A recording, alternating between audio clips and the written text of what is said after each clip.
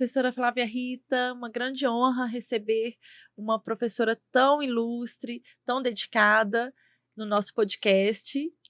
Eu já estou animadíssima aqui para falar sobre educação, um tema que eu acho que é essencial para o nosso país. Exatamente. Estamos recebendo também aqui o Dr. Lauro, pós-graduado em Direito Constitucional, que vai trazer também a base para a nossa educação na Constituição Federal. Muito obrigada pela participação, Dr. Lauro. É um prazer estar aqui com vocês. Então, o tema nosso da abordagem do podcast de hoje é a desigualdade do acesso à educação no nosso país.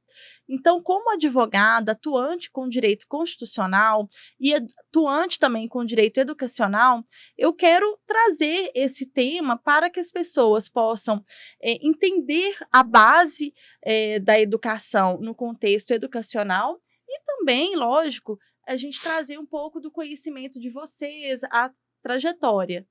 Então, eu gostaria de iniciar com a professora Flávia Rita, que é uma professora muito querida, muito dedicada, que eu admiro muito seu trabalho, professora Flávia Rita. Obrigada. Eu tenho uns dados, professora, recentes publicados para uma pesquisa da Unicef, que fala que nós temos 2 milhões de crianças e adolescentes sem acesso à escola, sem acesso à educação. São dados alarmantes, correto? Sem dúvida, gente. A desigualdade no Brasil, ela é uma realidade. Ignorá-la é pior, porque a gente não pode atuar sobre um problema que a gente ignora, né? E a educação só reflete essa desigualdade que afeta outras áreas no nosso país. Então, além de crianças fora do ambiente educacional, a gente tem as crianças que estão no ambiente educacional, mas não têm, de fato, acesso à aprendizagem, por exemplo, porque elas estão naquele ambiente, mas não se alimentam bem, não têm uma estrutura escolar adequada, não podem contar com uma família organizada. Então, aquele espaço de acolhida da escola passa a não ser um espaço de aprendizado e vira um mero espaço para que os pais possam ali trabalhar, possam viver uma vida de adulto, né? Então, nós temos vários desencontros na seara educacional no nosso país, quer na educação infantil, por exemplo, que é uma lacuna, as prefeituras se responsabilizando pela educação infantil, quer em outros segmentos educacionais. O ensino superior é muito excludente, né? Nem 20% da população tem acesso ao ensino superior no país ainda. O ensino médio, a gente tem uma distorção etária muito grande e nem metade da população brasileira tem acesso ao ensino médio. Exatamente.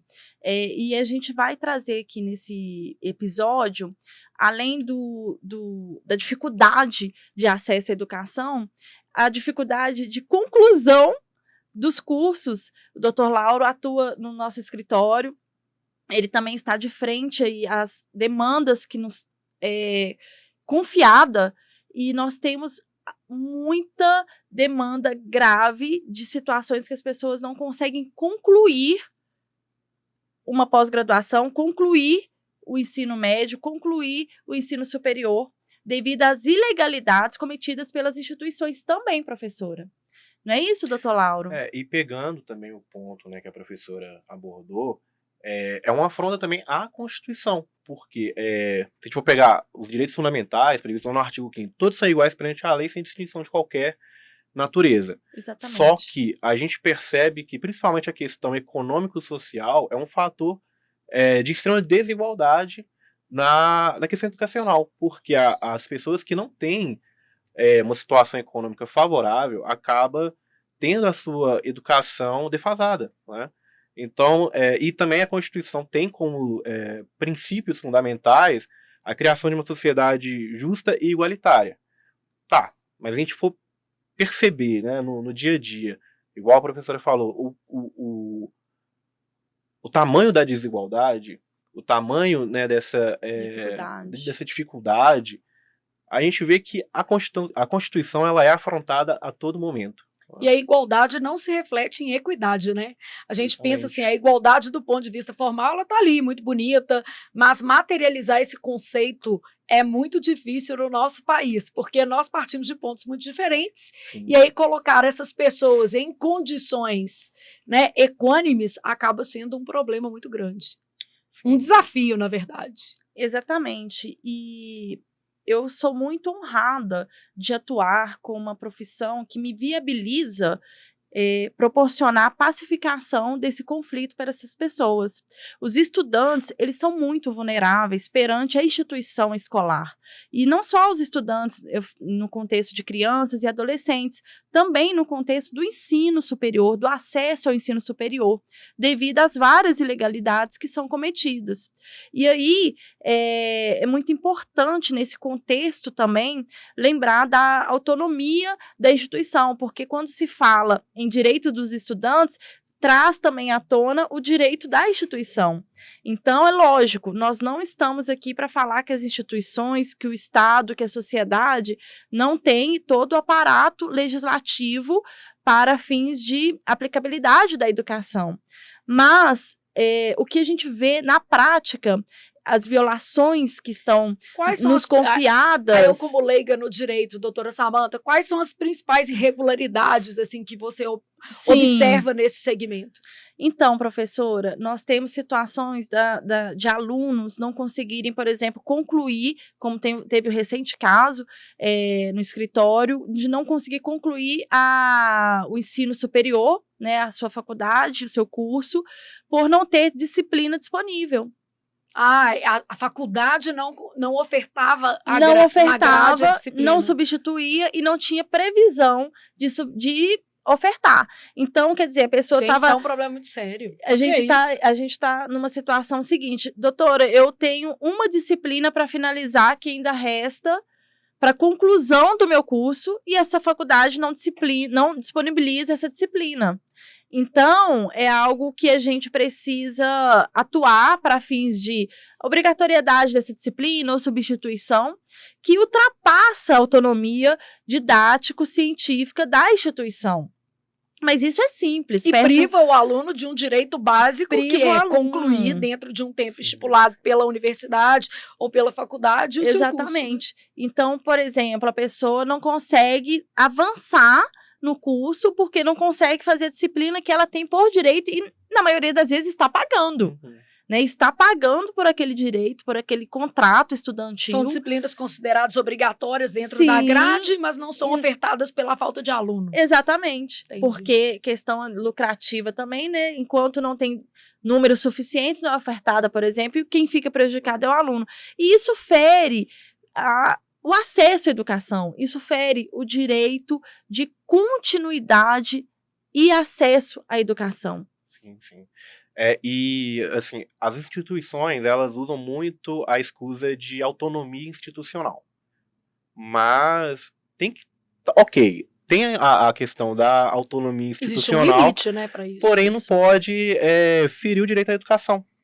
Né? Então, assim, você pode ter o seu regimento interno, você pode ter, né, as suas questões até mesmo contratuais, desde que não extrapole o direito do aluno, né, de concluir o curso em um tempo razoável, né, de ter acesso à disciplina igual a doutora Samantha falou, que inclusive está pagando. Pois é um absurdo isso aí. Professora, você passou dificuldade para estudar?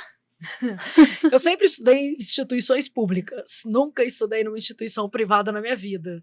Né? Na verdade, fiz, né, todo o ensino fundamental e o ensino médio em locais públicos, né, em escolas públicas, e fiz faculdade também na UFMG, que é uma instituição pública. Não posso dizer que passei dificuldade para estudar, muito pelo contrário, fui muito bem amparada pelo Estado. Eu fui fumpista, né? Minha família era uma família de baixa renda, graças a Deus hoje a gente conseguiu superar esse quadro e eu digo muito em função da educação. A educação na minha casa, ela teve um papel extremamente transformador mesmo, mas eu fui fumpista a graduação inteira na UFMG, isso me ajudou demais, assim, eu fico pensando o quão importante é, às vezes, esse auxílio para alguém que pretende levar os estudos a sério e nunca enfrentei um desafio desse tipo. Eu enfrentei os desafios que são próprios de uma pessoa com pouca renda, né? Uma dificuldade de transporte, uma dificuldade ali da estrutura familiar. Meu pai bebia muito, então é claro que a gente sabe que muitas vezes a estrutura familiar ela afeta o seu desempenho escolar, afeta a sua rotina. Às vezes eu não ia à aula simplesmente porque meu pai bebia e não podia me levar. Eu morava em Venda Nova e estudava no Instituto de Educação no centro. Então eu vinha de ônibus quando eu era mais velho, mas quando eu era menor, meu pai vinha de ônibus comigo. Então, esse tipo de entrave, eu diria que é muito mais um entrave da falta de estrutura familiar do que um problema educacional em si. Sim. Mas ele também tem reflexos na educação, né, no direito à educação. Eu acho que a desigualdade como um todo, a desestrutura de muitas famílias, ela se reflete nesse acesso ou na falta de acesso à educação. Exatamente. Eu também quero compartilhar com vocês o seguinte, eu também sempre estudei em escola pública até chegar ao ensino superior. Eu não tive uma base de estrutura de educação para conseguir uma aprovação, por exemplo, na UFMG.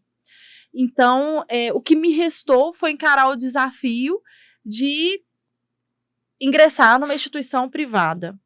E, sem dúvida, também vindo de uma situação familiar, de uma estrutura de dificuldades. Meus pais, eles não tiveram acesso ao ensino superior, meu pai não concluiu o ensino médio.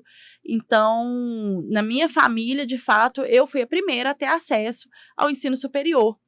Então, os desafios financeiros foram grandes. E eu acho que o que eu vejo, que a gente atende também no escritório, são muitas pessoas que passam por essa dificuldade, que querem, por exemplo, realizar o contrato do FIES, ou que já têm o contrato do FIES e passam por dificuldades, professora, para renovar o contrato. O contrato é simplesmente cancelado. Dizem que é um contrato extremamente burocrático, né? Extremamente burocrático. Igual a gente atuou numa situação em que a menina também estava no último semestre de medicina, que é um curso extremamente árduo, pesado, a pessoa realmente não consegue. E ainda muito elitizado também. Exatamente. Ela não consegue trabalhar, ela dedica ao curso de medicina um período integral e não conseguia renovar o contrato do FIES. Teve que pagar, teve que arrumar empréstimo para poder pagar. Então, assim, são muitas gravidades. Então, os desafios financeiros para quem está numa classe média baixa, sem dúvida, ainda é um entrave grave que acontece no nosso país. Sim, é a questão também do superendividamento que a pessoa, ao financiar um curso, né, ela entra já devendo um valor assim, exuberante. Já começa uma vida adulta endividada. Sim, e quando a pessoa sai da faculdade, ela tem o desafio de ingressar no mercado de trabalho. Mas você já entra devendo um valor absurdo, né, que muitas vezes a pessoa não consegue pagar, ou então a própria situação do FIES, que ele é cancelado e vai gerando dívida. Também tem a questão emocional da pessoa também, porque muitas vezes a pessoa ela tem o seu nome negativado em razão da dívida.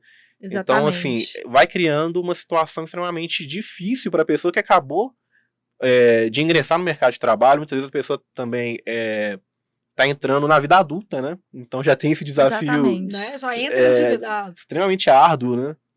E as pesquisas demonstram que muitas pessoas que mesmo têm acesso, realização de matrícula, ingressa na instituição, principalmente do ensino superior, acabam desistindo. Mais de 60% acabam desistindo de concluir o ensino superior.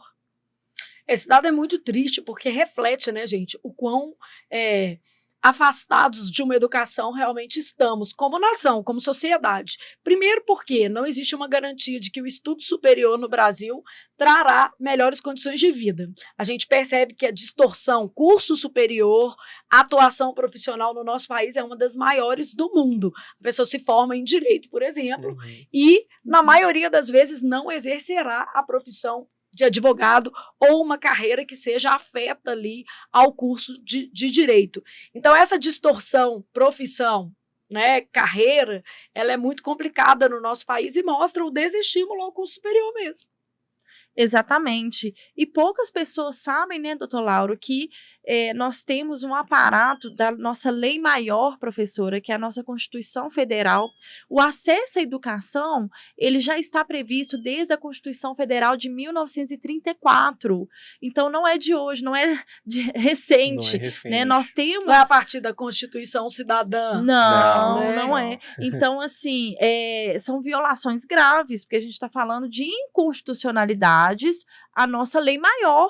Né? Então, é algo realmente que tem que ser debatido, que tem que ser explorado, e principal, demonstrar para as pessoas que têm esse direito violado que é possível sim buscar a legalidade. Trazendo uma polêmica aqui para a gente pensar. Hoje, a gente acaba percebendo que o governo ele tem assim, um papel fundamental, óbvio, na educação, mas existe uma incoerência nos investimentos relacionados à educação, e especialmente na educação básica.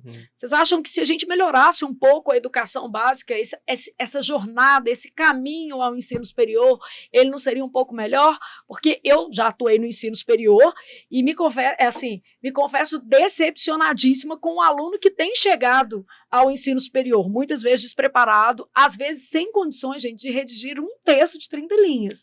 E isso em outros momentos, com mais de 20 anos na educação, não foi assim. Então, em que momento nos perdemos na educação básica? Porque eu acho que nós nos perdemos em alguma medida.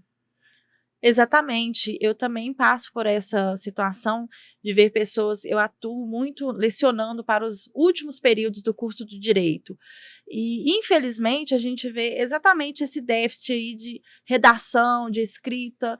Então a nossa base da educação é uma base que de fato tem que ser revista, tem que haver investimentos urgentes do Estado, porque quando chega nessa fase do ensino superior e a fase final ainda desse curso superior, ainda a gente vê situações gravíssimas. Que muitos desistem também porque não dão conta do ensino superior, do ponto de vista pedagógico mesmo. Sim.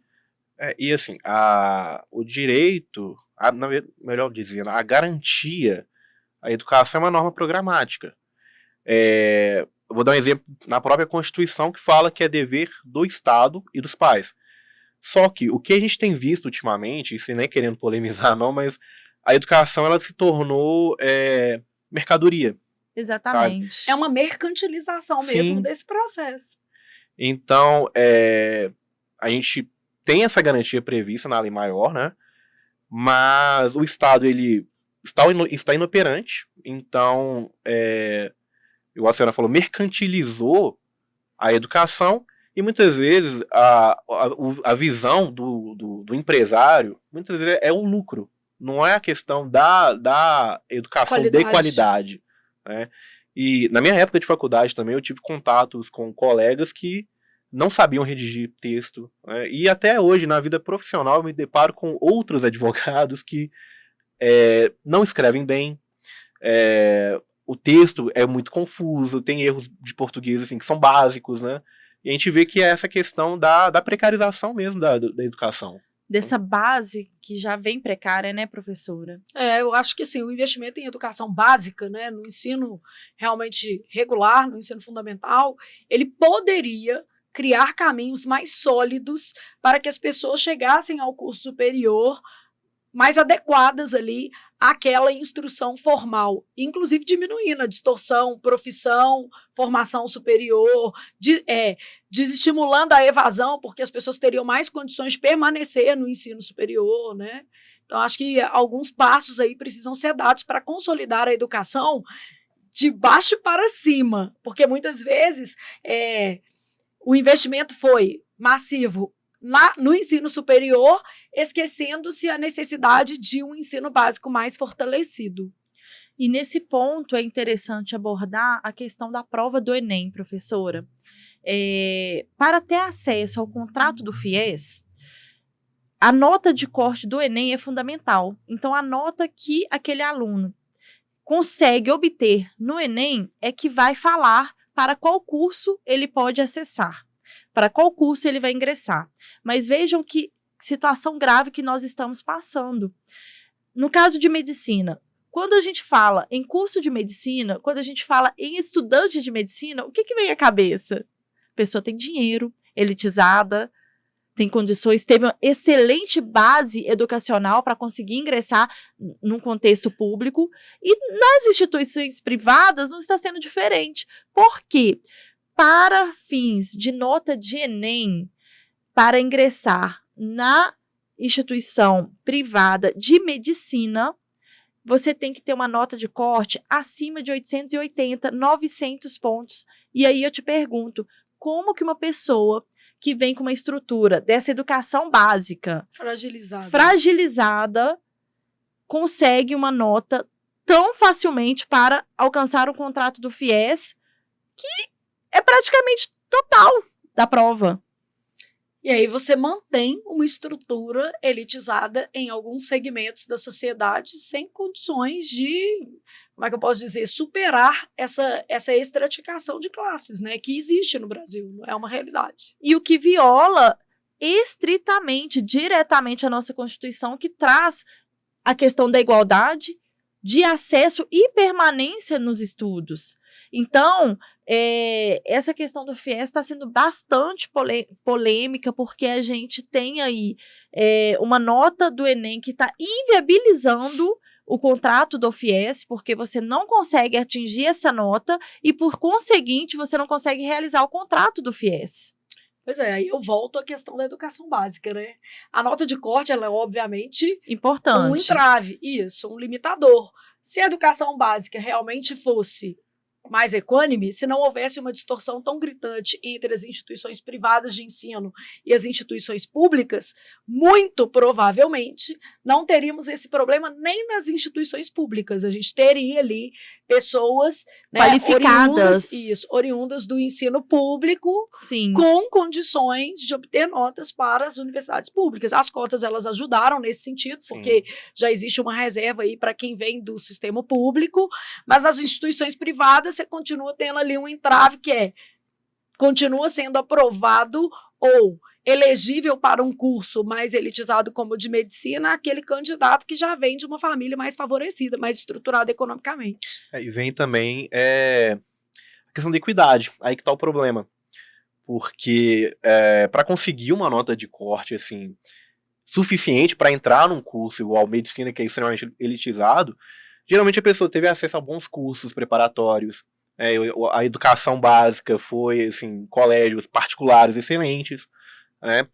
E a questão a cota, ela não torna-se suficiente para isso. Né? Então, assim, você tem que atingir uma nota de corte, mas a pessoa que não teve aquela educação na sua base bem feita, né?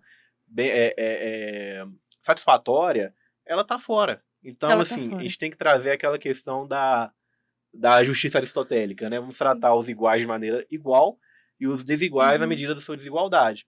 Só que, se a gente for ver a realidade, todos estão no mesmo patamar, né, de tratamento perante, por exemplo, as portarias do Enem. Né?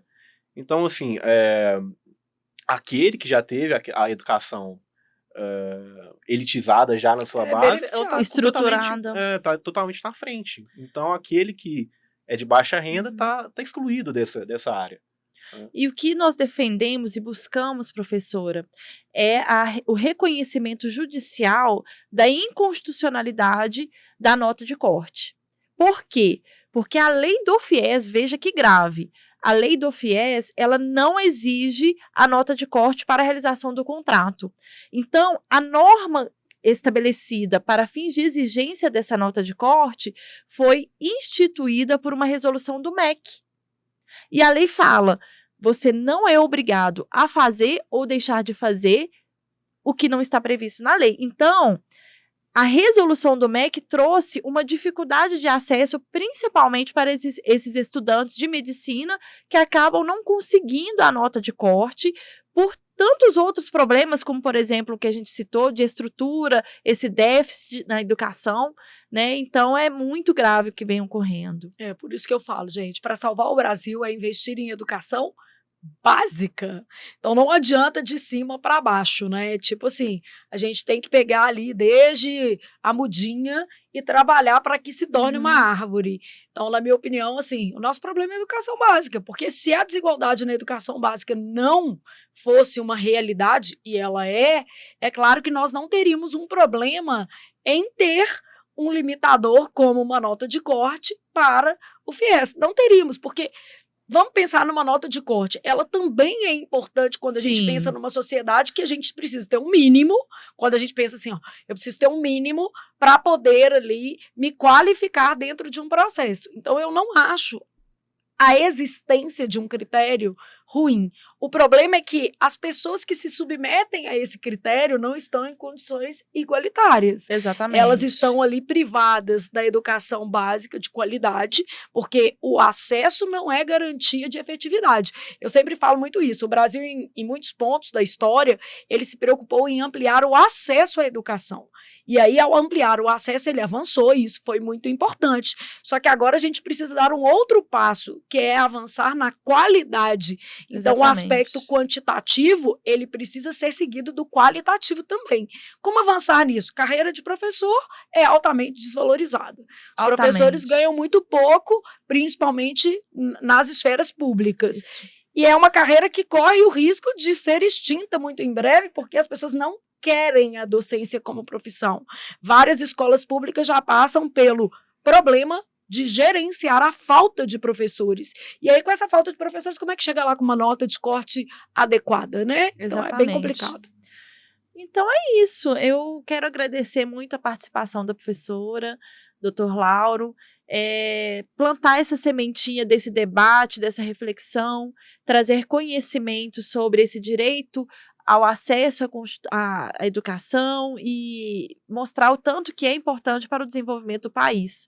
Então, essa é a nossa missão, né, professora? Eu é que agradeço, doutora Samanta, e acho seu papel fundamental, porque o acesso à educação está lá como garantia constitucional e ele precisa ser efetivado, tanto na perspectiva quantitativa quanto na perspectiva qualitativa.